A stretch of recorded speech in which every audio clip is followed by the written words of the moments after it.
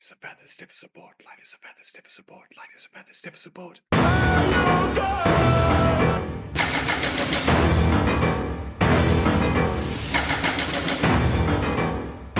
I'm Liam, he's Rob, and welcome to the Hey Guys podcast and the third part of our October season of Halloween themed podcasts.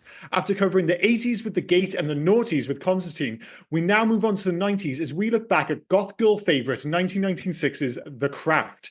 Something akin to Hot Topic the movie, or for our UK listeners, Blue Banana the movie. The Craft always felt like more of a vibes movie than anything else, and returning to it in 2024, well, the same is very much true. A pleasingly inconsequential movie that largely lives on thanks to its wonderfully 90s fashion sense, an oddly memorable cast that includes the ever-lovely Neve Campbell, the ridiculously named Skeet Ulrich, and, well, let's all be honest here, the star of the show and arguably the primary reason that this movie has become such a cult Halloween classic, Fairuza Balk. Now, the first thing I have to ask you, Rob, is Fairuza Balk one of the witches now? Like, in popular culture, is she one of the witches? Now, I'm not sure if you've started watching Agatha all along, but in the closing credits for that TV show are amazing, and they just have an array of witches on screen, and one of them is Fairuza Balk in The Craft, and I was saying, like, I think she might be one of cinema's witches, you know? If you're going to give a list of witches, Fairuza would be the top, well, not top of the tree, but she'd be up there, I think. She'd be in top 5, maybe. Well, I've got her, I've got her alongside the Sanderson witches from Hocus Pocus, the Wicked Witch, obviously, from Oz, Willow from Buffy, Elizabeth Olsen from Scarlet Witch, you know, from Modern Law in particular, and Samantha Stevens from Bewitched. Yeah. But the thing is, then I was like, well, surely she's the 90s witch. But the 90s was very rich in on-screen witches. I mean, there was Sabrina the Teenage Witch. There were the Halliwell sisters from Charmed. There was Angelica Houston from The Witches. And even though you don't see her, there is the Blair Witch, of course. But I think the one that's probably lived on, certainly from an aesthetic perspective, is arguably Fairuza Balk as Nancy in this film. I mean, she is very memorable. It was funny then that you said the Wicked Witch as well, because Fairuza Balk before this was the Waterboy. No, the Waterboy was after this. I mean, she was Dorothy, wasn't she, in Return to Oz? Yeah, that's what she was famous for before this, for sure. Well, that's what I knew her from anyway. Another absolute... Well, no, this film isn't particularly bonkers. It has its moments. Return to Oz is fucking bonkers. You want to have a scary film? Watch the fucking Wheelers or wherever they were from Return to Oz. Jesus Yeah, that Christ. kind of belongs in that list of, like, secretly terrifying kids' movies, for sure. I mean, we're on a bit of a... I don't want to say letdown with Hugtober this year, but we've kind of picked another meh film for me. Like, not much happens. So I mean, spoiler alert for towards the end of the thing. It's going to be middle of the road again, as I said for Constantine, as I said for Gate, just the middle of the road. I haven't seen this film for a while. I remember enjoying it as a kid. It's not one I go back to. And I mean, as sexist as it may sound, it feels more like a teenage girl film than a 41-year-old man film. So, it was super popular with my friends when I was younger. All the guys watched this film. It wasn't for me. No, it just wasn't for me. It was just one of those core movies that I just feels like everyone I knew watched this film. And bizarrely, and not bizarrely, everybody has really fond memories of this film. And like I said, the intro, I actually agree with you. Not a huge amount happens in this film. And it is oddly inconsequential. But I think it's a vibes movie. And I think it's just like a pleasant watch. I get that. It takes 40 minutes for them to actually start getting magic powers, and it's for an hour and a half film. So we've only got like less than an hour left to go. And then the big showdown lasts about 5-10 minutes, because most of it is about Skeet Ulrich's Chris being an in love, I don't know, sex offender, as it were. So yeah, we'll get to Chris being like the ultimate slimeball, and the fact that in the 90s you could just get away with fucking murder, including just abject racism, which is just wow. The big question I think the reason for that is that for 60 minutes, you know, if you take away the witch stuff and the fact that it's very weird that in LA, I mean, how many witches are there? There's 3 in this school to start with. A new girl shows up. She's a witch. You know, the woman who owns the bizarre incense shop around the corner, she's a witch. It's like karate in the valleys in 1984, where suddenly everybody was into karate in a massive way in this one specific part of America, which led to the Karate Kid. Only in LA in 1996, like, I don't know, 10% of the population was a witch. What the fuck's going on? They're in a Catholic school. Shouldn't they be drummed out? They're in a Catholic school, and they're being classed as witches. that would, kind of, if anything, you'd probably go the other way. You know what it's like. If anyone tells you don't do something, and like I said, I think that's why maybe it connected with me and my friends when we were young, even though, it is about four girls. I mean, one or two of them particularly attractive, which probably helped. But it was just another one of those films where it's like, oh, a high school movie about people around our age. And that is the thing. Yes, it is a movie about witches, but for like 45 minutes, it's just a high school film. It's just a high school film. Question for me, and the only person who's going to answer this is you because it's a question for you. I wrote it, it's top of the list. It's like in bold capitals. My biggest question with Liam's mouth obsession, what does Liam make of Feruz's? Like Feruz's mouth is animated. It is fantastic. It's a bit too intense for me. If we're talking from an aesthetic in terms of like, the kind of girl I had a crush on when I was younger, like there's only one answer to that. No, because your biggest obsession was Keto Weller's mouth.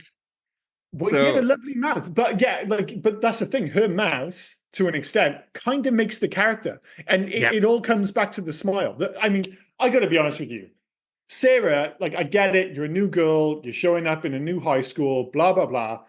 But why she would be into Chris, who immediately, let's be honest, Skeet Ulrich has just got one of those fucking faces. Like, why would anyone ever trust him? And well, we'll get to his name in a bit. But then the other side of that coin is, also, why would you ever trust Nancy? Like, with that crazy ass smile? Like, she's clearly out of her fucking mind. Yeah, but I don't think it was so much trust in Nancy. She was brought in with the nice Bonnie, Nev Campbell. Like, she's brought in through that way, and then Rochelle seems nice as well. So 2 out of 3 ain't bad. Yeah. So they kind of bring her in, and then all of a sudden, Nancy's home life and everything kind of fucking goes Pete Tong, and it's just terrible for her. But I don't suppose not trusting Chris at the beginning, but after he turns around and does that bold-faced lie about her, yes. Why like then would she? Dick move. Yeah, so why then would she still cast a love spell on him? Even to the point where at the end of it, after he dies, she says to her dad, and he's only credited as Mr. Bailey by Cliff de Young. She says, "Oh, I could see inside he was nice, so I wanted to change him," or something like that. Like, that's never worked in the history of anything. Trying to change the guy never worked. You would never get that in a modern movie where if you like a girl's interested in a guy, he treats them, and both of them, both Nancy and Sarah, treats them like fucking dog shit in the worst possible way, in terms of just like, he wants to get some action, they refuse. So he, like, I don't know if you call it gaslighting, I never really get what that fucking means, but basically just burns them by like telling everyone in the school. And she's only been in the school like one day. He tells everyone, so, she sucked his dick anyway. Yeah. But he didn't want, completely trying to wreck her life. And obviously the idea is that he's already done that to Nancy to one extent or another, but they still both clearly bang into him. That would never, ever be in a modern movie. There's just no fucking way. You would have them getting revenge on him, but they wouldn't have the, like, they were both still stuck up on this complete douchebag. But I love the fact that one of Chris's friends is Mitt, played by Breckin Meyer. Breckin Meyer. I'm not having him as a bad guy at all. No, I could deal with him being a bad guy because he seems like a douchebag. But he has what possibly has to be one of the, and there's no swearing in it, but one of the worst insults ever. When he points to Sarah after she corrects him in French and goes, "What is that snail trail saying about me?" Oh my God. Like, oh, dude, that is so gross. That's the thing, like, they won't have swearing, but Laura can like basically just be racist as fuck as long as she's not dropping the actual N-bomb on Rochelle. It's like, that's absolutely fine. What was, like, it was a terrible, but what was it she called her? I'm not a fan of, what was it she called? I wrote it down. Negroids. Negroid. That's so bad. I know, it's so terrible. Bad. And she's talking about a nappy hair and stuff. I was like, yeah, but you won't swear in this movie? What the fuck? But, 1996, different time. But that is the thing, though. Like, that kind of picture of high school that they paint from the 90s is accurate to a certain extent, where if you weren't in with the cool kids, you saw with some of these other kids out there, it's like, man, they were having a hard fucking time. Yeah. And if you were in with those like social outcast groups, popular kids are going to take you to town. I'm not saying they're all as racist as I'm saying it's Laura. Is Laura, right? Laura, yeah. Her name was played by Kristen Laura. Taylor. Laura I was Lizzie. just Ben Stiller's wife. But yeah, I mean, they're fucking horrible. But like I said, it all kind of plays up to that idea that for 45 minutes, other than the fact that they occasionally talk about witchcraft, they occasionally go into those incense shops, which used to be a fucking dime a dozen when I was younger. And again, Yeah. it's not just so much of this is aggressively mid 90s. It reminds me so much of my childhood. A big part of it are those hippie shops, which used to be everywhere. You'd go in, everything is smell of incense. They'd sell witch books and little fucking stones and shit like that. Those stores were everywhere back in the 90s. Now, do you know where you're seeing them now? You're seeing them more at craft fairs now. Like if you Yeah, go to 100%. the craft market on not Queen Street, by the fish market in Cardiff Town Centre, you see those little craft fairs then, and you got the bowl full of like those weird colored little stones and things like that. Yeah, Well, you like see it's them. the whole thing about it being like even like the dress code. Yeah, some of it is aggressively 90s, which has come back around. But I know I mentioned earlier it was like Hot Topic in America. Remember, like, did they start it in Cardiff? Rebel?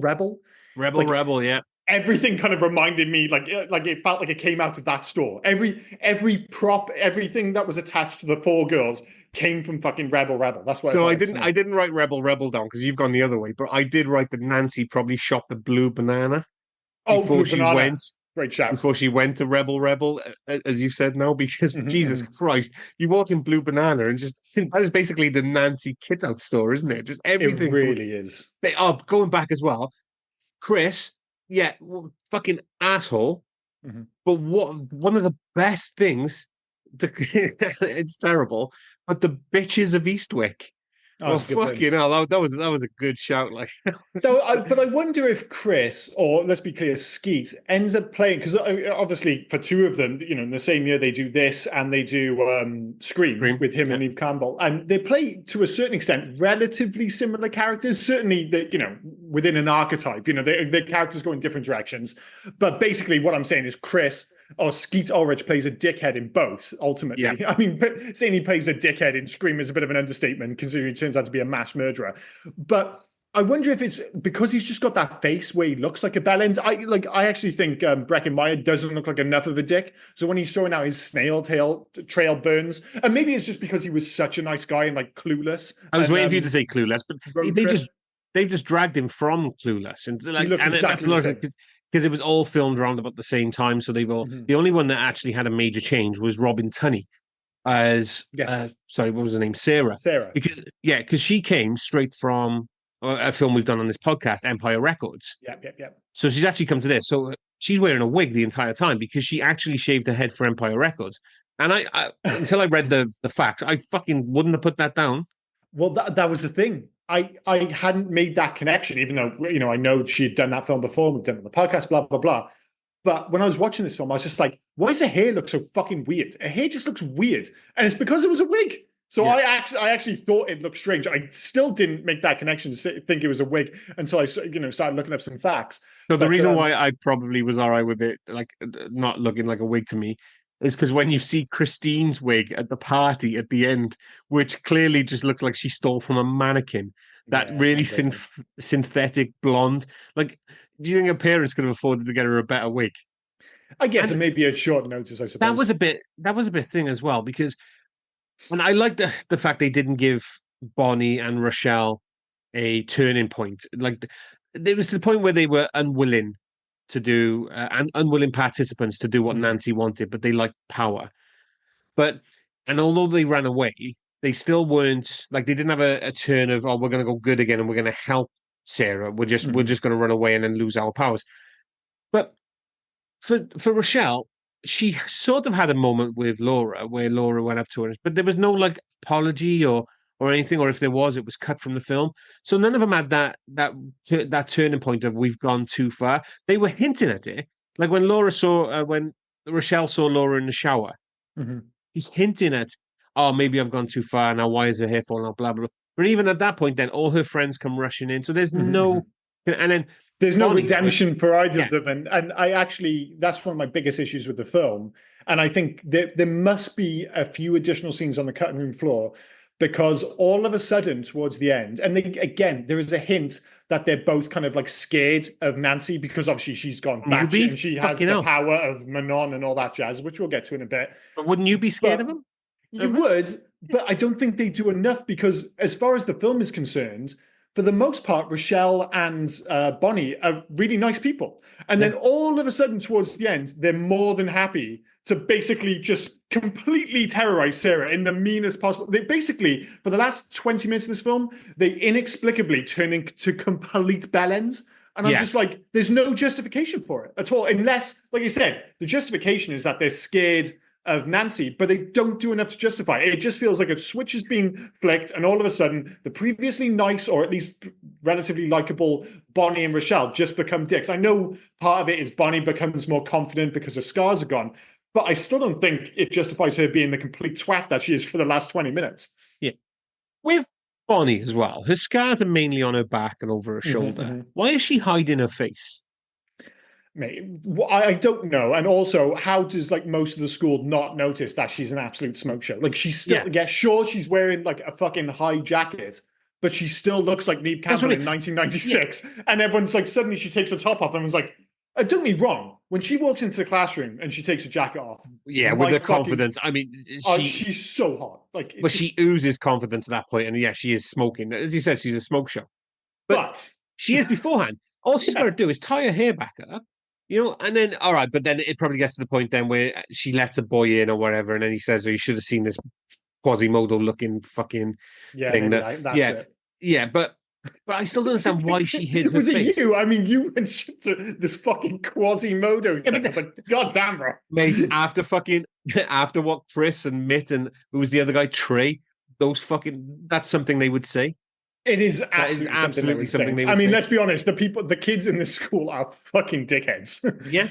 This absolutely fantastic Catholic school that has its own auditorium, it has its own auditorium, but the fucking swimming annex and things like that. And well, that's one of the big questions of the film, because I'm not sure if it's ever made abundantly clear, but if we go back to the start of the film, and the opening credits right from the off are wonderfully 90s. You can see how much of an influence MTV has had on this movie.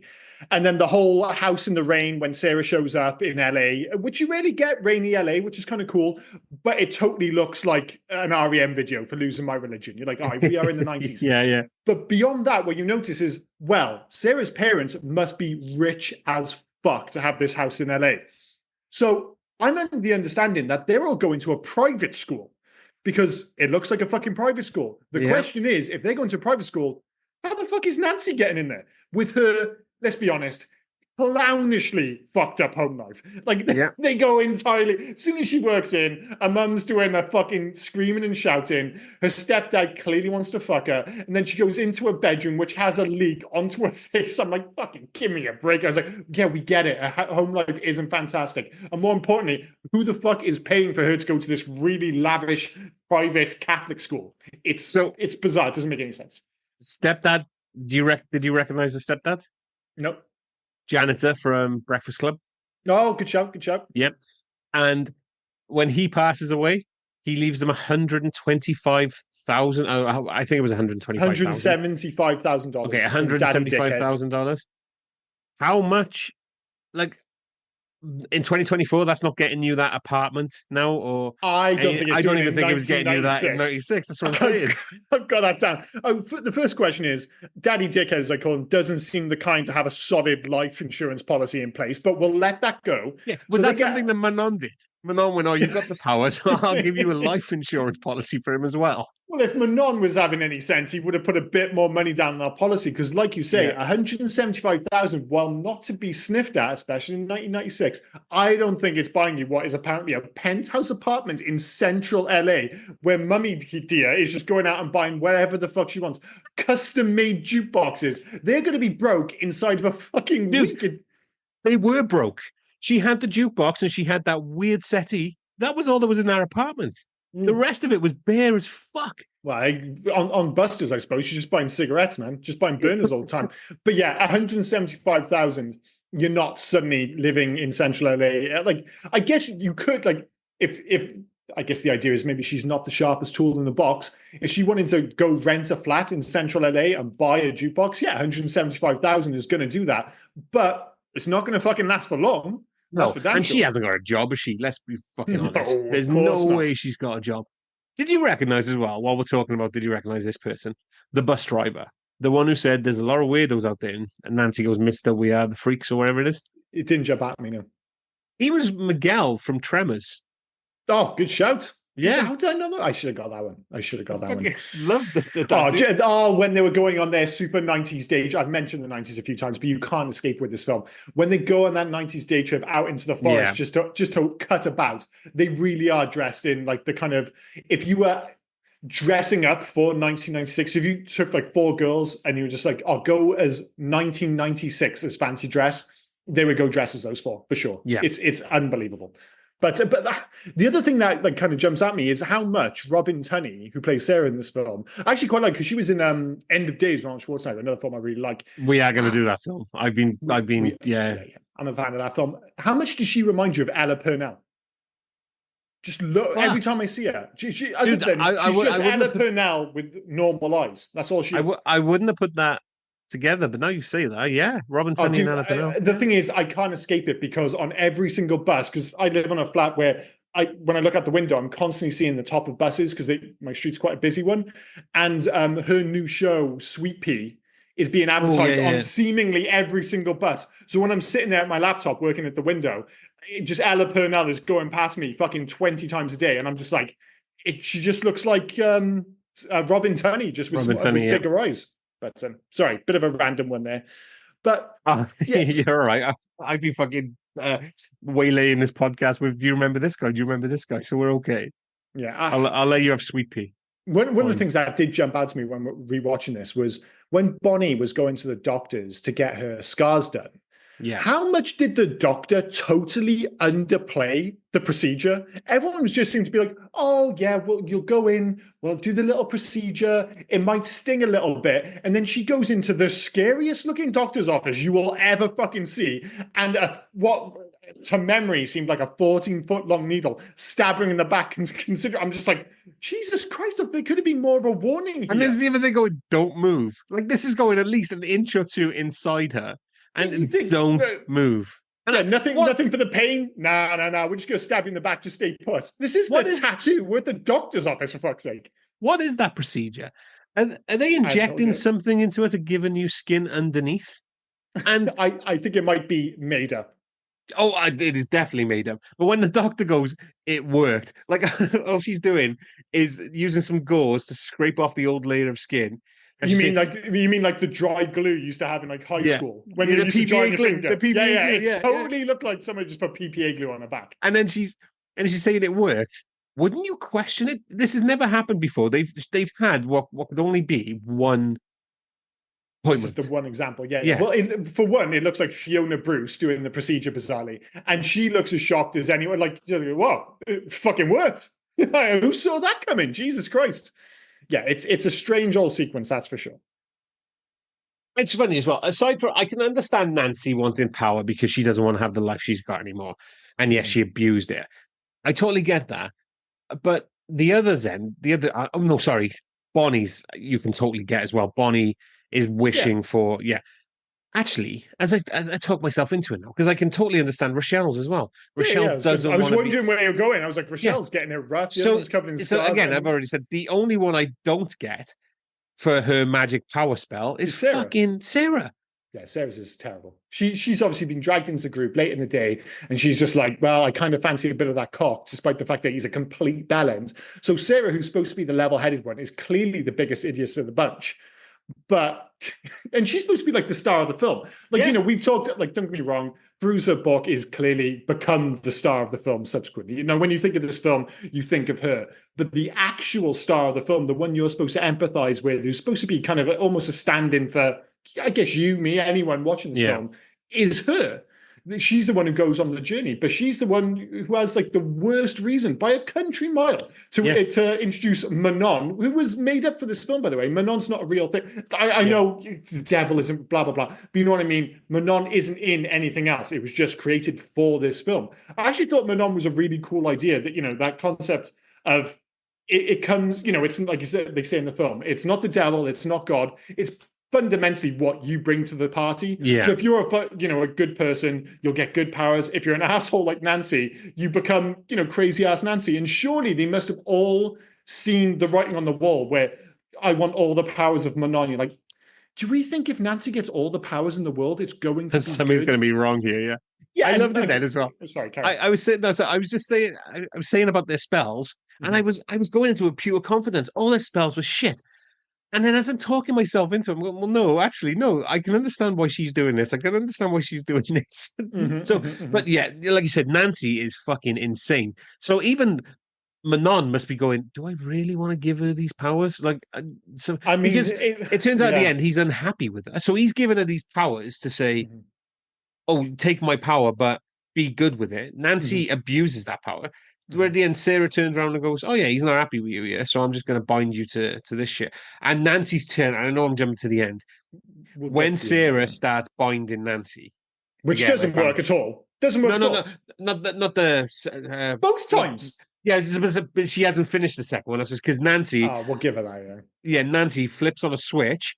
Just goes full Inception. Like she's robotic. Just brings up this fucking knife and then just hurls towards. I thought that looked great. Well, yes, that looked great. Like I said, it actually reminded me a little bit of Inception, where all of a sudden down was up was down, and Fairuza Balk's really going for it at that point. I'm like, oh, because like we said, like this film, it feels relatively inconsequential, relatively low key, which I quite enjoy about this film. I know we have slightly different opinions here, although I suspect we're going to end up on the exact same score again. We've had this the last few weeks again, yeah. But that bit looks amazing.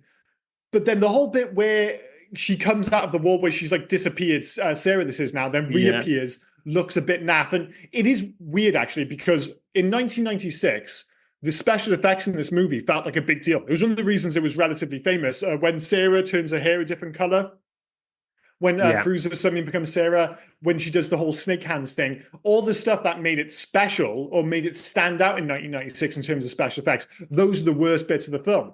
It's not as bad as, however, after all those that big fight and Fruits is going crazy, or Nancy, that Sarah ostensibly wins the fight with a magic kick. Like she just kicks her, and that's the end. I'm like, what the fuck was so special about this kick? And she goes flying across the room. Like it was such a weird way to end that fight, and like a massive disappointment, because when this film does eventually, and it is late in the day, turn up the volume a bit on the action, it actually goes pretty batshit. It goes full Temple of Doom with all the bugs. Yeah, I love the dream sequence when they go full witch, Bonnie, Rochelle, and Nancy, and they kind of fly in above her. I was like, that looks fucking awesome. And it really starts with when when Nancy kills Chris. And that's the moment I think is the iconic moment of the film, is when she's up on her toes and she's like almost floating and she's like dragging herself across the floor, and he obviously falls out the window and dies. I'm like, all right, that's fucking cool. But I would have suggested for Bonnie and Rochelle and for Sarah that the moment that Nancy starts walking on water, and then you turn around the corner and what the fuck, all the sharks on the east coast of the United States, sorry, the west coast of the United States are suddenly washed up on the beach as a gift for her. I'm like, I'm getting the fuck out of Dodge. You would leave, wouldn't you? You would totally fucking leave. You mentioned the dream sequence when they were flying, and that felt very Salem's Lot to me. Yeah, like when they're flying through the window, especially the new one, the 2024 one that I've just watched. Like very good, very Salem's Lot. It's all right. Problem with Stephen King films, you can't make them an hour and a half.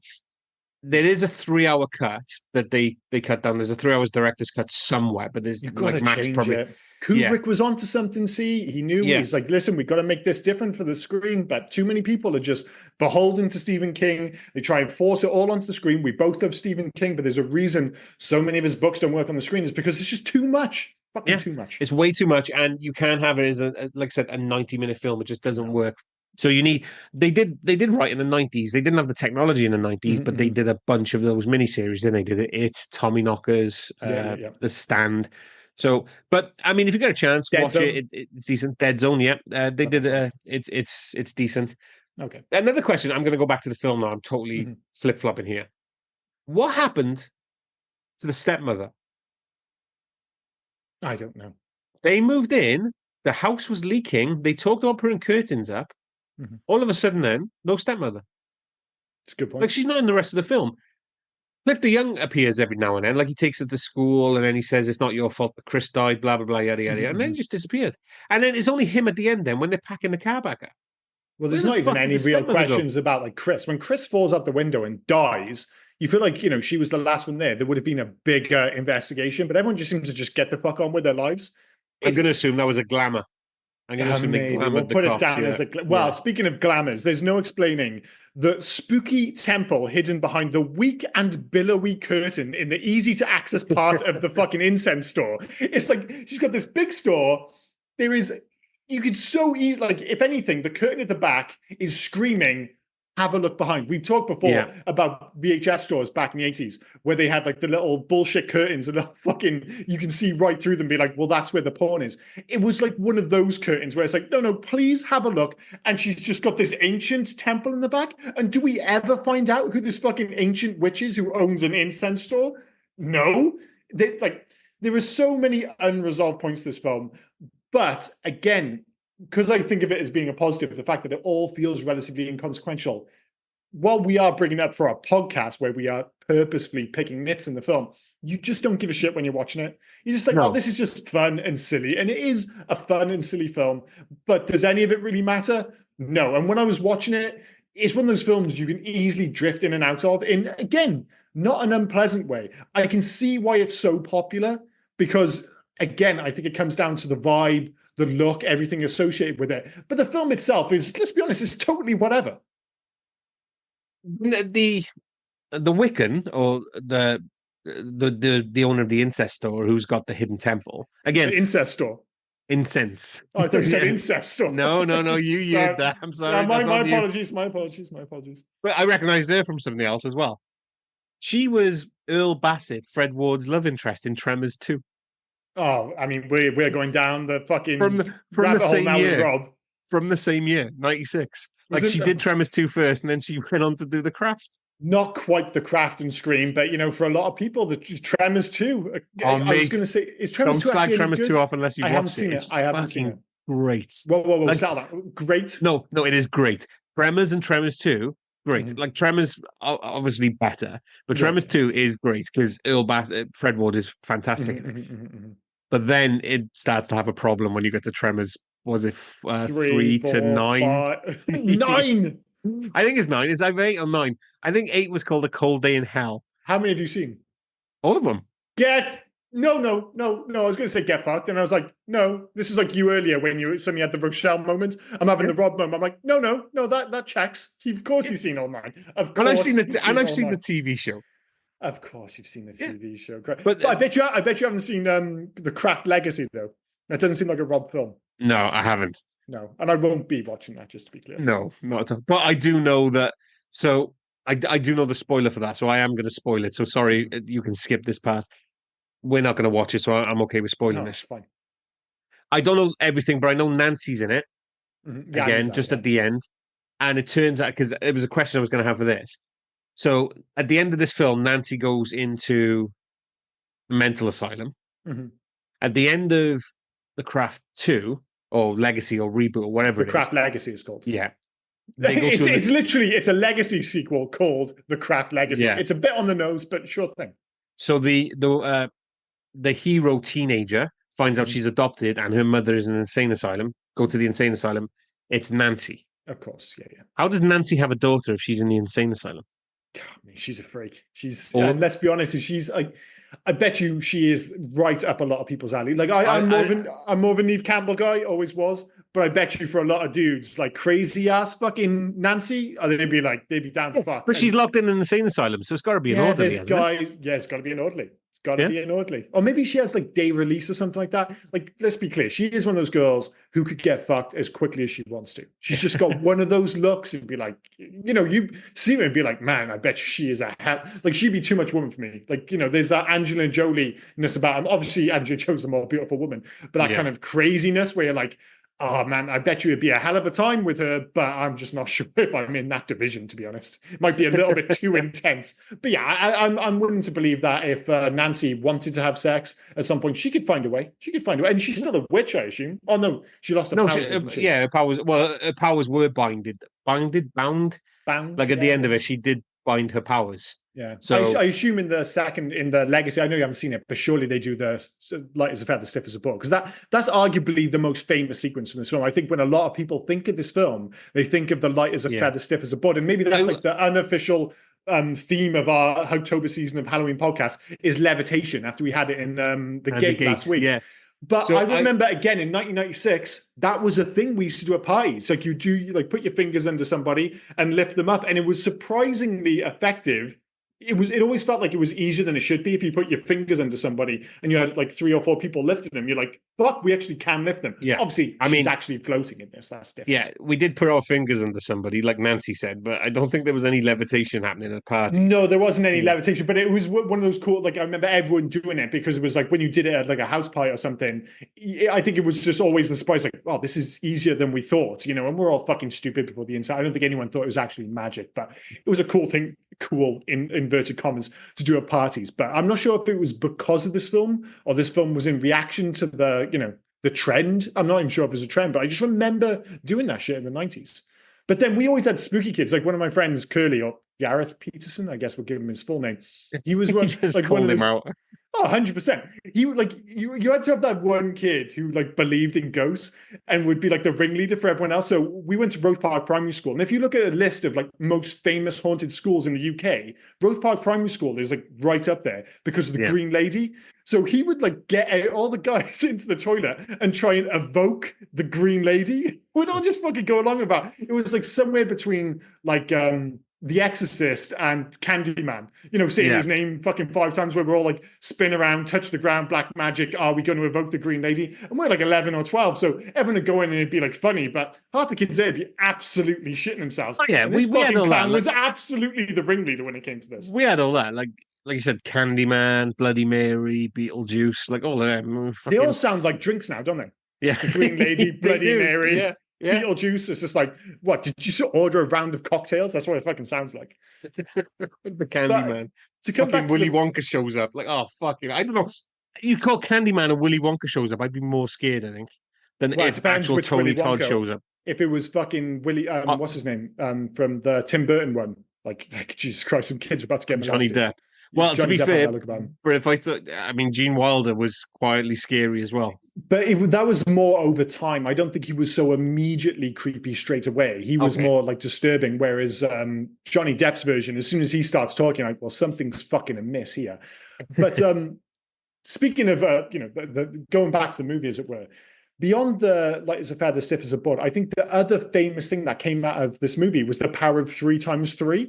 That was one of the things I really remembered about this film. But then going back to it, it's really relegated towards the end of the film. And not only that, but Rochelle totally gets away with it because hers is more of a one-to-one analog of what happens to Laura. Like she just starts, she looks in the mirror and she starts losing her hair a bit. It's no worse or any better than what happens to Laura. I mean, she didn't look down, dude. She didn't look down below though. Yeah, well, neck down alopecia isn't exactly the worst thing that can happen to a woman. Let's be honest. I know that's very much from a man's perspective, but I know most women spend a lot of time shaving and stuff. I don't think it's that bad.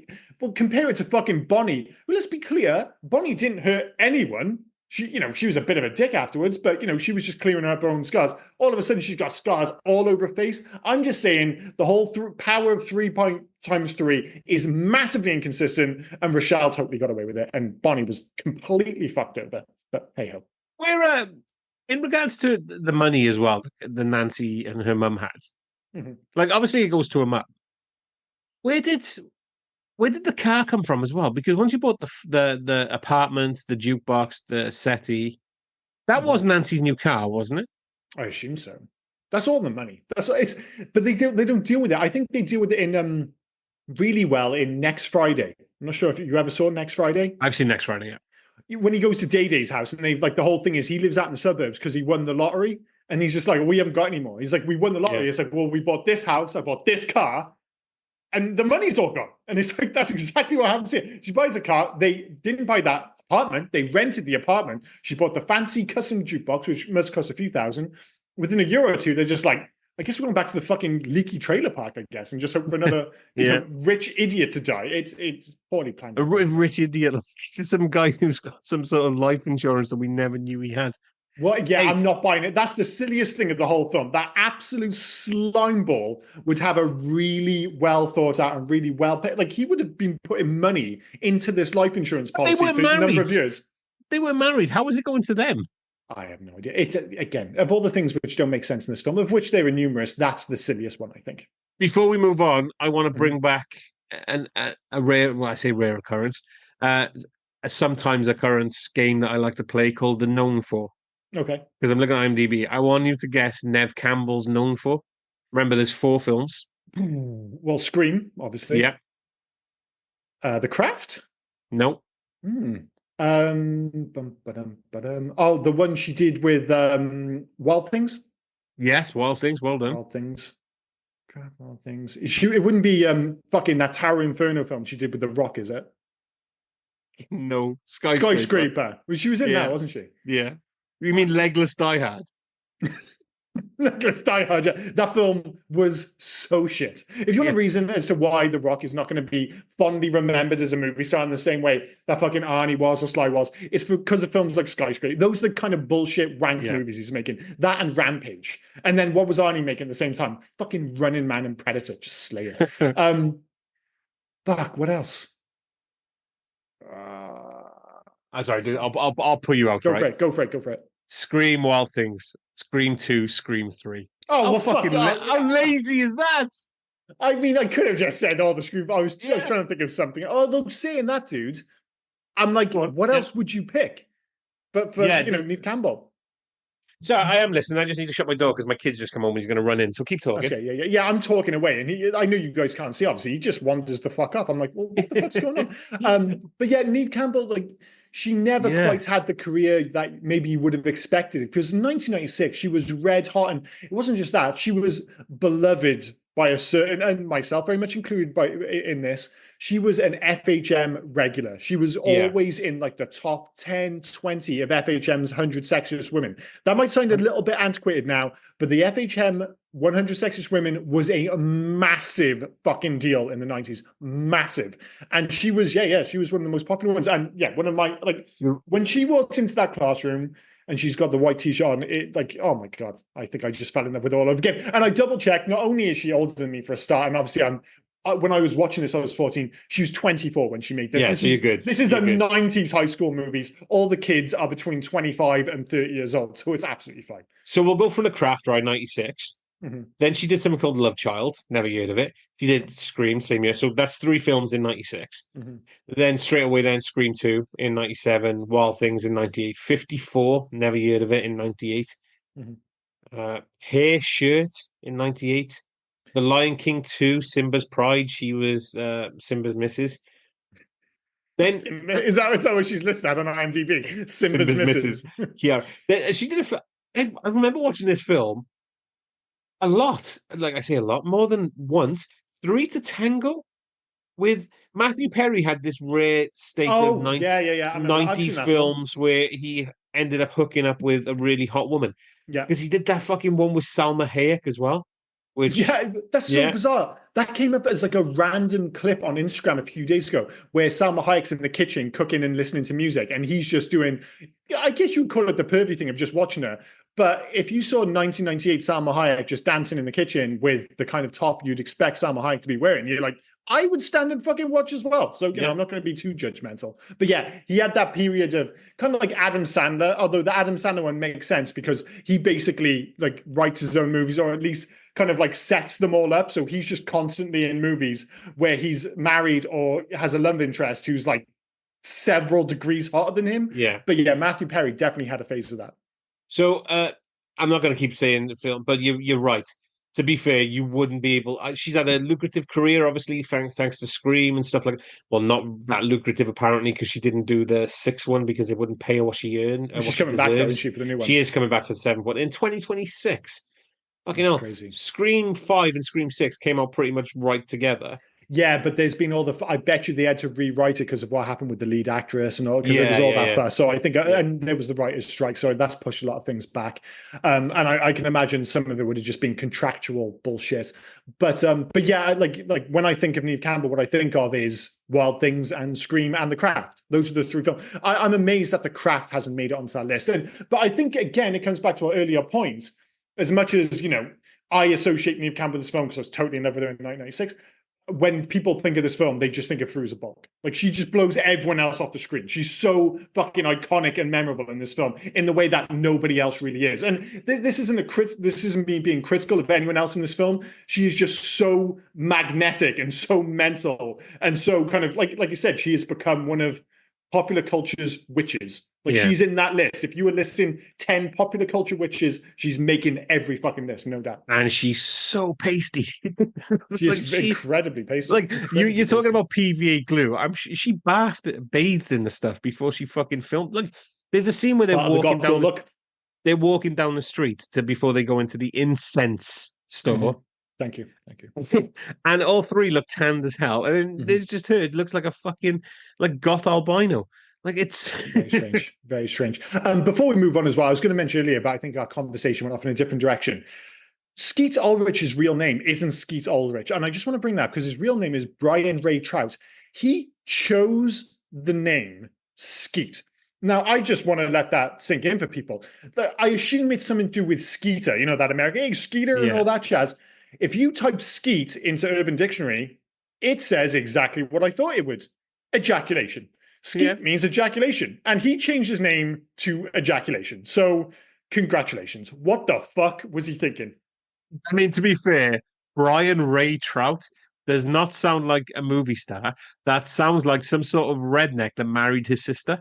Yeah, but so does Skeet. Is redneck. It's either redneck as fuck or it's ejaculation. So it's either Redneck Ulrich or Ejaculation Ulrich. Neither of them are good. I'll give you the fact that Brian Ray Trout is not an outstanding movie star name. And you might, let's be clear, Brian Trout and I don't want to be too harsh on the second name Trout, because one of my best friends' second name is Trout. But I fundamentally understand changing his name. I don't understand changing it to fucking Skeet. That's my issue. So the nickname Skeet originates, as you said, from Skeeter, a nickname he was given by his little league coach because of his small stature and because he was as fast as a mosquito. Mm-hmm, mm-hmm. Yeah. Just to be clear, I didn't actually think he was like, I'm going to call myself, Ejaculation. To be fair, he probably. I mean, I don't want to go into the full Skeet Ulrich history, but it's an interesting one though. It's probably you're going to go. He probably was alright with changing his name. His father kidnapped him and his brother when he was 6 years old, and they spent the next 3 years moving from Florida to New York and then to Pennsylvania. They were reunited with their mother in North Carolina, where his father disappeared from his life. There we go. Yeah. We're finishing our chat on the craft heavy with Skeet Ulrich chat. Speaking of which, we move on to favorite scenes. Yeah, I'll let you go first. It was your pick. Well, it's Skeet centric once again because it is when Nancy kills Chris and goes full witch.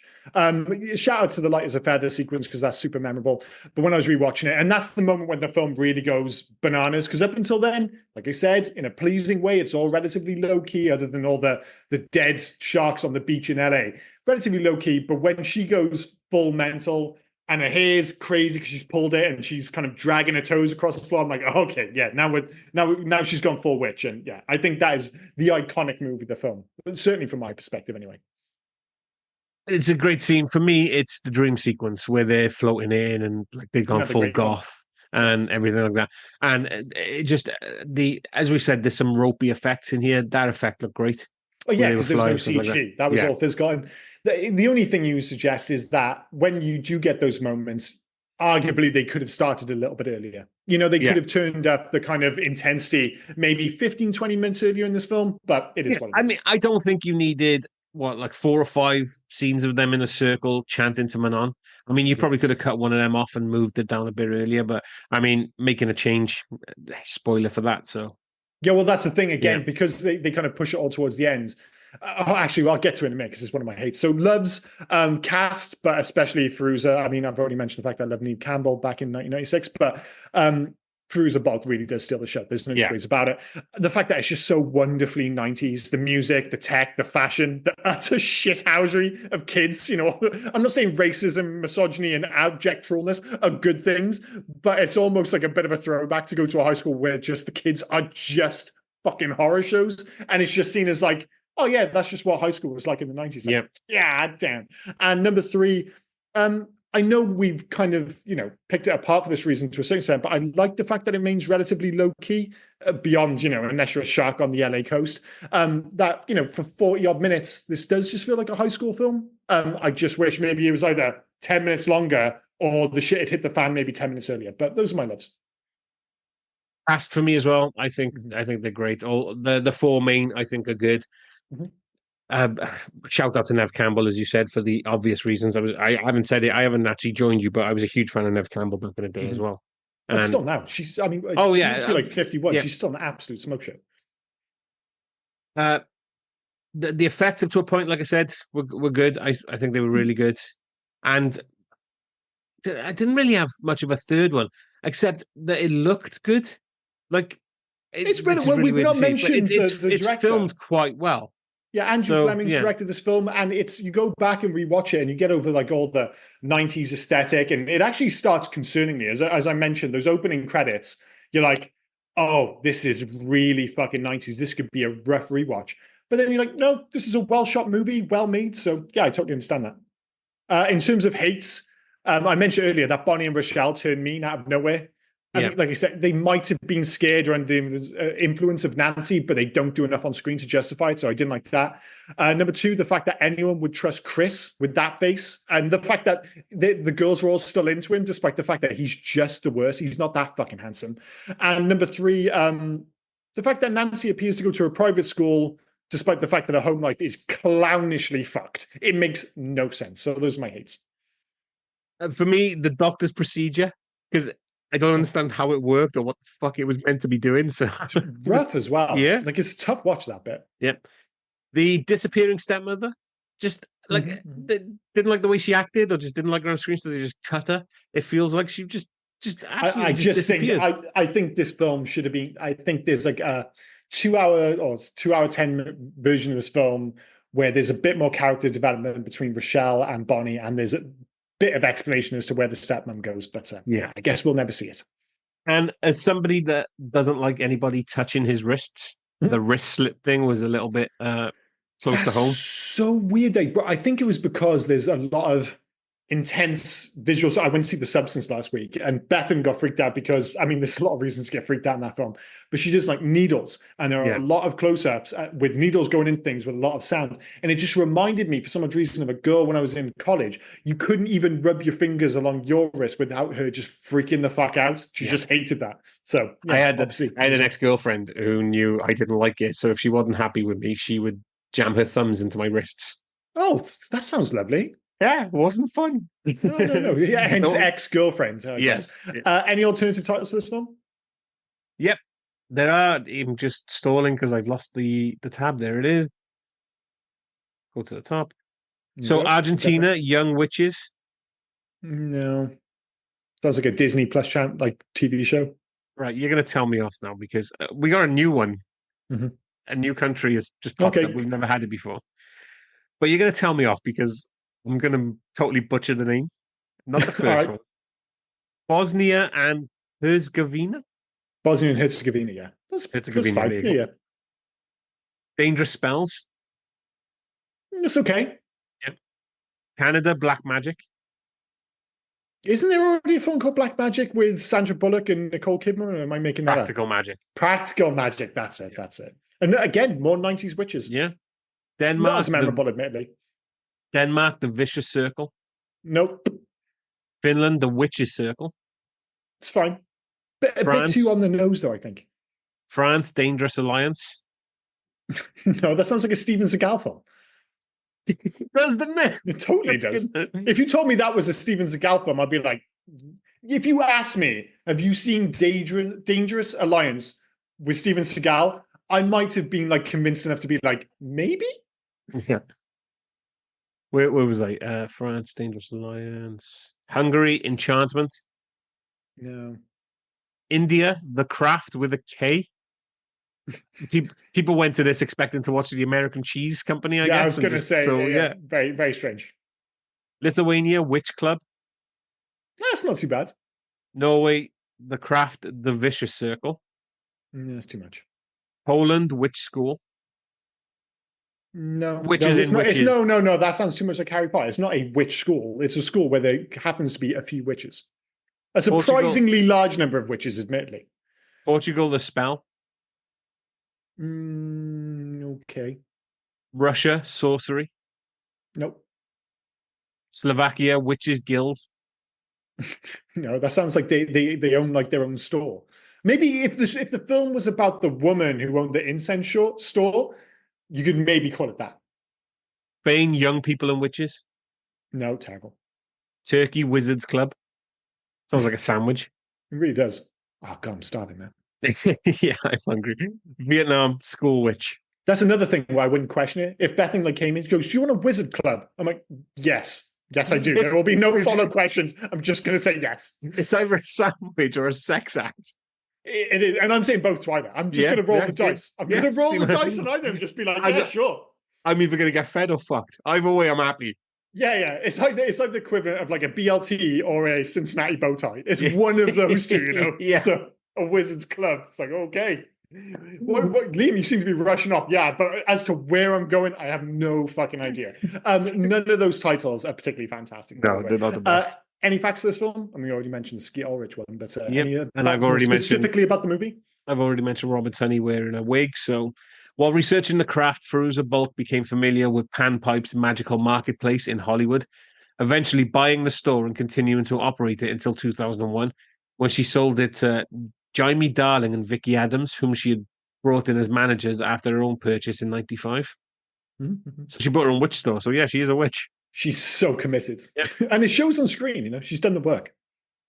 Andrew Fleming states in the DVD commentary that an MPAA PG-13 rating was sought. They followed all of the guidelines to earn that rating, but in the final outcome, the film was rated R because the film dealt with teenage girls using witchcraft.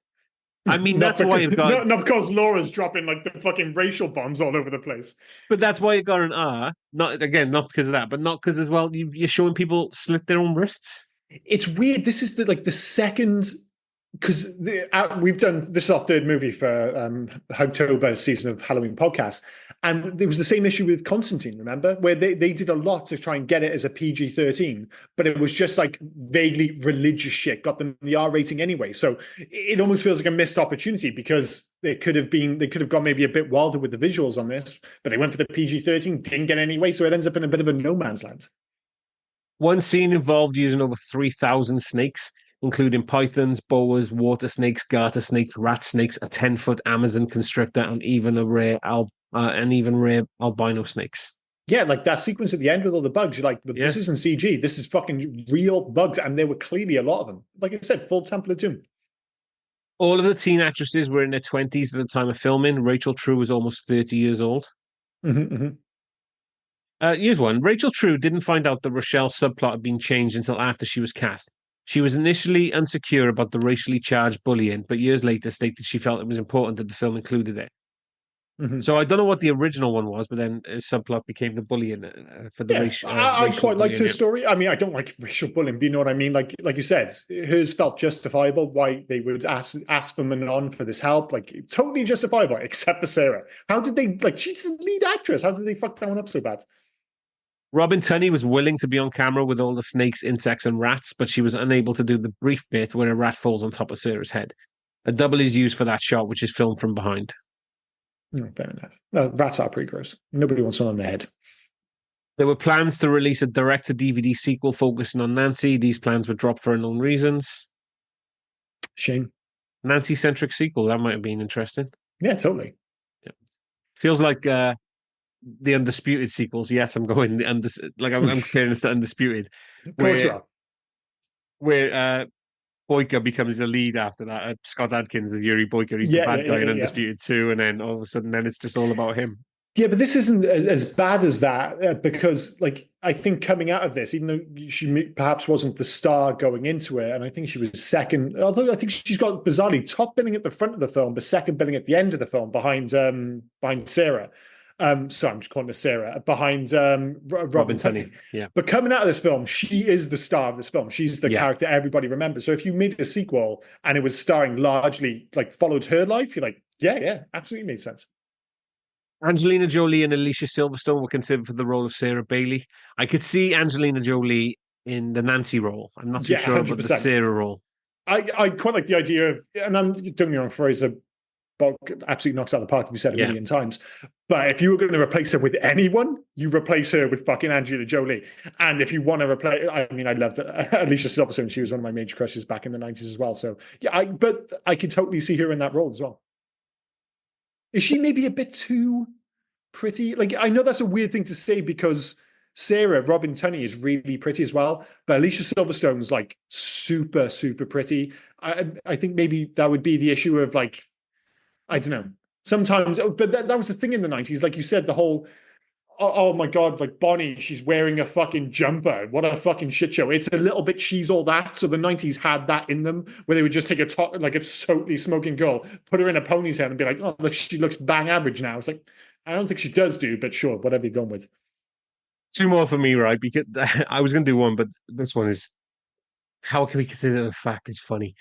Cliff the Young, who played the dad, also appeared in The Substitute in 1996, which was released 2 weeks before this film. That's your fact. Again, it is a fact, but it's not the kind of fact you'd expect to find in the fact section. Well, I love The Substitute. I will say I love Yeah, I was going to say, like, yeah. any excuse for you to bring up the fucking Substitute, which, again, another film feels like it's in the post as far as this podcast is concerned. Oh, yeah. And then we'll talk about the 4 sequels starring Treat Williams that I've seen. Oh, my fucking days. It'll be worth it just for that, I think. And finally, in the shooting script, as well as early edits of the film, it is implied that only Sarah has actual magic powers and that the other girls' abilities are merely a result of their leeching off of Sarah's magic. That would have been interesting. Yeah, I quite like the fact that they were all witches because then they were otherwise like the final showdown doesn't really make sense. So I think it's an interesting concept, but you'd have to fundamentally change quite a bit of the film to make that work. Yeah. How to the future section. So this is where we ask a question: remake, sequels, Let It Die, or Leave Well Alone. Bit of an interesting one because, you know, as much as I would say Leave Well Alone, we did just say that a Nancy-centric sequel would have been cool, but that is if we'd made it in like 1998. There obviously is a sequel, a legacy sequel called The Craft Legacy, or it's also known as Blumhouse's The Craft Legacy, which is a bit long-winded. Yeah. I think they were just trying to sell it. It's quite interesting because you would think Blumhouse has been so successful at bringing these kind of like small, you know, relatively micro-budget movies to a larger audience. And you think, oh, you know, a Blumhouse movie where they make a craft sequel on paper that actually sounds kind of cool. This just didn't sound like it ticked any of the boxes. For one reason or another, I just had no interest in this. And it's like it's like it even had terrible reviews. It just had so-ish reviews. Yeah. So I don't know, but it didn't sound like it really caught on for one excuse or another. For one reason or another, I do apologize. I'm going to say no. If you were going to do something, I think it lends itself relatively well to a TV show a la Charmed or Agatha All Along or something, just set in the high school with a handful of witches. But I'd happily just... If you're going to do that, you can't really then make Nancy the bad guy. And no, it'd have to be a new for film. Long. Yeah. It'd be if it's a more TV like show, Buffy the Vampire Slayer. If it's a TV show, she becomes bad, then she becomes good, then she becomes bad, then she becomes good. And it's just, I don't know if it works for me as a TV show. Yeah, like maybe you could have her as a kind of like, you know, she's this like reprieve character. She could be like one of the teachers. I'm just basically thinking Buffy the Vampire Slayer and just bringing a bunch of new kids. I'm going to say no, I don't want another movie. No, for me as well, leave her alone. Like, we don't need a sequel. Even though we said about the Nancy one, it might have been good back then. We don't need a sequel now. No, we don't need a legacy sequel. I mean, it's been proved with the Craft Legacy. Just leave her alone. It's all right for its time, but its time is gone. So I'm all right with that. Yeah, I'm quite happy. And I don't think it's. I think people still talk about this film and they still have a fondness for it, and it's a fun film to revisit, as we found out.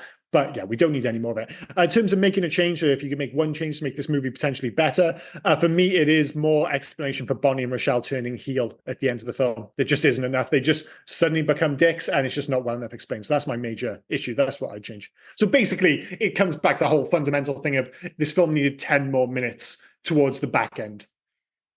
One of the witches' circles for some more time, I think. We needed to get we didn't need that many witches' circles where they're getting their power and like the Lauren thing with.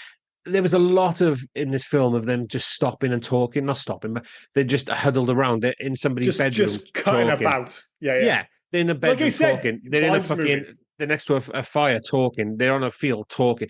Like they're in a beach talking. Like you don't need all of that, and then you can have a bit more explanation of Yeah, you need what's a going. bit Yeah, of it because I think it ultimately is what made the movie and the characters relatable to a certain extent. But there is arguably one too many bedroom sequences. yeah. It's just I totally agree.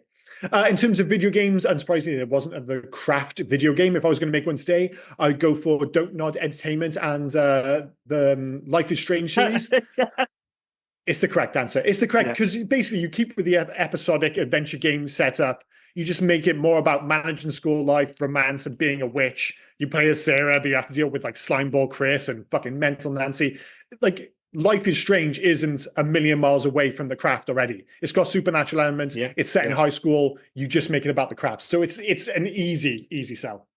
I say easy. I thought I pulled that out of the blue. I was like, oh, he won't have this one. Like he won't even have thought of Life is Strange. Fucking hell, dude. Yeah, it's Life is Strange. It is the correct answer. Yeah. So we don't have to argue about who made the best choice this week. Although we are this is an interesting one because this is our first time giving a new segment to go. So this is called Best and Worst of IMDb. So this is where we've gone into IMDb, and when I say we, I mean Rob, because he's the one who looked it up, and we pick out the best or the one, a 10 out of 10 review and a 1 out of 10 review for this film, which kind of puts our subsequent ratings and recommendations into a little bit of context, I suppose. So go for it, buddy.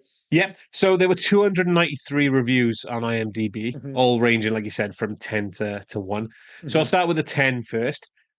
So much better than the average teen flick is the title. This was in November 2015. The Craft is a much better than average teenage Wiccan thriller. Now, I didn't know that was a genre. I don't think Wiccan thriller is, but we'll go with it, sure. But it was the 90s. It contains very good performances by all the actors, including Nev Campbell. The film has excellent special effects, and the plot summary is well constructed and a lot better than I expected. The main thing about this movie is that it is very entertaining and fun to watch. I love all the things that happen in the movie, and especially the ending. The ending is very well constructed, but I will not give it away. You'll have to go see it for yourself. A lot of teenage movies really don't have good acting performances, but this is a big exception. Yeah, because they're all fucking 30. I was extremely impressed and pleased with the casting and the execution by the actors. All of the characters are so deep and well written too. The execution of the plot is so great in this film, and the movie also teaches a great lesson and drives a positive message for teenage audiences. Don't abuse your gifts, use them for good. 10 out of 10 for The Craft, a really fun ride. What film did this dude watch? I mean, the thing is, what he's saying isn't necessarily untrue. I just think he's got a bit carried away. It's a good film. To one extent or another, I agree with most of the things said there. It's just never a 10 out of 10. It's never. But is it more of a 10 out of 10 than a 1 out of 10? Probably. So yeah, I very much want to hear the psycho who's just like, I fucking hate this film. I want to say, I've never written an IMDb review, so none of these will be from me before you say it, right? If we carry on with this, because my review will just be shit. Shit, it's all good. All good. Yeah. Shit's all good. Shit. So from the 20th of April 2005, this is our 1 out of 10. This movie is terrible. This movie was actually painful to watch. I mean, good Lord, the fact that this was rated so highly makes me sad. This is a bad mix of two bad things, chick flicks and paranormal thrillers. It should have been clear to the screenwriter that this was a bad idea to begin with. But what is truly pathetic is that the production company allowed this hunk of cinematic vomit to get to the silver screen. How do they sleep? How do they sleep at night with this movie on their conscience? This film has one thing going for it. The one thing it got right for it, the special effects, sort of. It always seemed to me that a good movie should be judged by its story and plotline, but clearly the production company doesn't hold this view. Otherwise, they would have put this where it belongs, the trash can. This movie is flat acting, and I was disappointed because it is listed as a horror film. What that usually means is that it scares people. All it did was make me laugh and disgusted me. Do you think this guy doesn't like a female-led cast? That's what I think. I just love the fact that he's like the makers of this movie should be like, how can they live with themselves? Like, like the director, Andrew Fleming, waking up at 3 o'clock in the morning. It's like, are you okay? It's like, yeah. Oh my God, I just forgot that I'd made The Craft. Oh my God, how could I have done this? It's like, Jesus Christ. I mean, both of them have got a little bit carried away, dare I say. But as is so often the case, the one fueled by hate is the truly mental one. The 10 out of 10, they've totally got carried away. This isn't a 5-star movie. This isn't a 10 out of 10 movie, whichever way you want to rate it. It just isn't that. But I can see why people would have like a passionate attachment to this film. The 1 out of 10 one, I was expecting just be like, oh, it's not for me. I mean, they've really gone to town Yeah. on every reason that they think this movie sucks. I mean, I appreciate the commitment to the bit, but a little bit harsh to say the least. You mean this piece of cinematic vomit? That's fucking rough, isn't it? Well, Yeah, I know. to our ratings and recommendations, I don't think either of us are going to be quite so extreme. It's an odd one because we've come at it from different ends of the spectrum. I suspect we're going to meet somewhere in the middle again. I'm going for a 3 and a yes, because I still think it's a totally fun Halloween movie, especially for those of a certain vintage, we say, those in their late 30s, early 40s. Yeah. I don't think it was ever a great movie. I don't think it's necessarily a great movie now, but it's fun in all the same ways that it was in 1996. If anything, it's maybe a bit more fun to go back and rewatch because it's oddly nostalgic with the style and the music and everything that comes with it. So, yeah, I would like 3 stars, but I think it's a really positive 3-star movie for me. And I would totally recommend people go out and watch it, especially like, sorry, I'll get my words out. Horror movies, I know this isn't particularly scary, but Halloween movies, they're just easier to recommend if they're fun, even if they're not very good. It's just one of those unique genres where the movie doesn't necessarily have to be great. It can just get away with being a fun, spooky movie, and that's what this is. So, yeah, 3 and yes for me. It's a 3 and a no for me. Like I thought that might be the case. It is middle of the road. Mhm. Again, as I've said in the past, there's a lot that's going for it, but there's also a lot that's against it. So it's got to be a 3. But it's just not it's not the movie for me. So if it's not the movie for me, it's not the movie I would be recommending. That's totally fair enough. It's just, that's what it's about. We are talking Yeah. about us recommending it. So, yeah, I have fond memories of this. As I said, that's the difference between the two of us. You watched this growing up for one reason or another, and I still can't quite figure it out. It was just one of those movies which was a big deal amongst me and my friends. It just came out at the right time. And I still have that attachment to it. And I go back and watch it. I'm like, oh, yeah, there's a reason I can't remember a lot of this film. It's because a lot of it is relatively forgettable, but not in a bad way. It's just a nice little 90, 100-minute watch, whatever it is. But for this time of year in particular, I find it incredibly easy to recommend, even if it's far from a masterpiece and certainly not the, cinematic piece of vomit, yeah. Jesus fucking Christ. I tell you what, you should read those more often because they make your opinion sound a lot more reasonable, sir. Next week, so that has been 1996's The Craft, and yeah, next week is your choice, sir. It is. So we're staying in the 90s. And we're staying in Halloween, just to be clear. We got 2 more Halloween films coming. We got 2 more Hugtober films to go, yep. So we're staying in the 90s now. So and no, I will it's not Garbage Pail Kids. I'm not going to do that to you for the 90s, so don't worry. For Hugtober, but it is happening sooner rather than later. Anyway, sorry, the year is 1993. Okay. 1993 horror film. Not Hellraiser. No. Hellraiser was the 80s, wasn't it? I can't remember. I was never into Hellraiser. Like, I know iconically Pinhead and stuff, but I tried to watch one of them and I just never got on board. But yes, I think it is. If we were going to do Hellraiser, we wouldn't do the first one anyway. Because is Candyman 90s? Candyman, I believe, is 90s. I think 90s. It's really early 90s, isn't it? It's not. I think you're right, though. I think Hellraiser is like late, like maybe 88, 89, something like that. Yeah, something like that. And Hellraiser, it's not. It's good from what I remember, but the scares are few and far between. To me, it's not more really gross. Yeah, and it doesn't come right up until the end. You don't get the villain or anything right up until the end. You just get the guy with no skin for most of the film, and it's not my kind of horror. Dennis. No. Well, I'm not saying this is going to be either mine, but I can't wait for this one. Next one. So the director is Mark Jones. I don't think you're going to get that. To be fair, he's only done a couple of films. No. Okay, so I'll give you as soon as I give you the top 2, you're going to get it. So 93. Yeah. It's not. Okay. Is it a sequel? No, it's not a sequel. Okay, go for it. I mean, there were 5 sequels after this. Yeah, damn, this is the first one. Yeah. Right. So, tagline, her luck just ran out. Her luck just ran out. I was thinking for a second maybe it would be Species, but I think that was 95. Yeah. I don't know. Okay. I'll give you the just star. Just tell me. No, I'll give because as soon as I give you the star, you're going to get it. The star is Warwick Davis. Warwick Davis? Yeah. No? I thought you would have got that. And it's a horror film. Horror film, Warwick Davis, luck just ran out. Oh, wait, the fuck, wait, no, wait. The Leprechaun. The Leprechaun. Oh my goodness, yeah, I should have got that earlier. Yeah, I've never actually seen The Leprechaun. Is that the one with Rachel? Jennifer Aniston. Aniston. I can't believe I called her Rachel. I actually kind of want to see that film because it feels like one of those ones, like it's a bit of a blank spot. It feels like the kind of film I would have watched back in the 90s, but no, I never did. And I gotta be honest with you, I didn't know Warwick Davis played the Leprechaun. Did you not? I had no idea he played the Leprechaun. No. Oh, nice. I know of the film, but when you said Warwick Davis, I was just like, Willow? And I know that's 80s and not a horror, just to be clear. But I had no idea that he played the Leprechaun, none whatsoever. When I think of the Leprechaun, I just think of Jennifer Aniston. We are so bringing back a very rare segment called Rob Talks About the Sequels. Oh, of course. Because I have seen all 5 of them. Fantastic. And I'm going to give you the names now. We'll have to set aside some time. No, save it for next week, man. No, I want to give you I want to give you the names of the sequels. Sorry, I'm going to do it now. No. Sorry.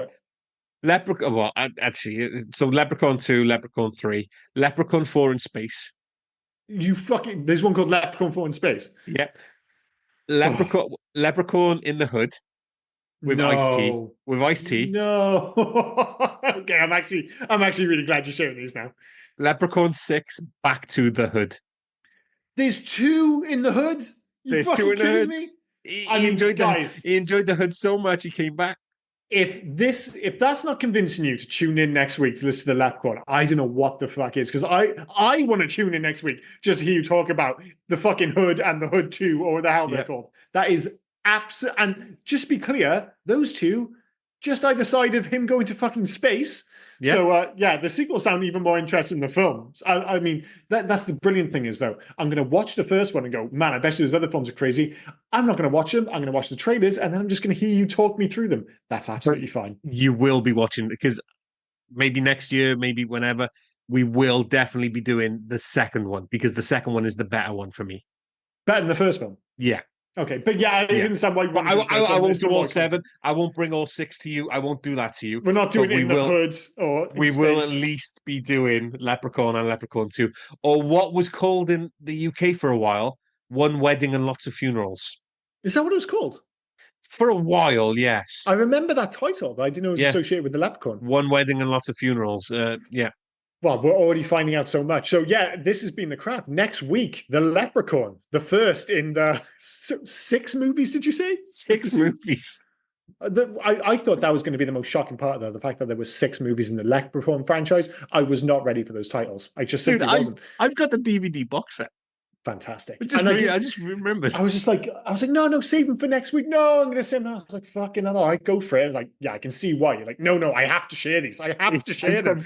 I've got to prepare you for these. Well, how often can you bring that up in conversation? You can't just run up to people in the street. It's like, do you know that there are 6 Leprechaun films and 2 of them are set in the Hood? Jeez, sorry, I had to just get off my chest. For fuck's sake.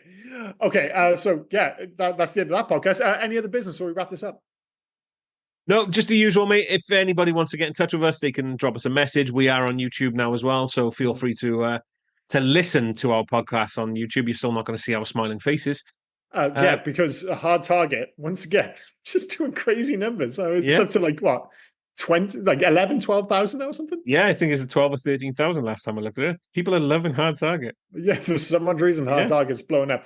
Okay, well, on that case, I've been Liam, he's been Rob, and you've been listening to our Halloween special Hey You Guys podcast. See you guys next week. Cheers, bye-bye.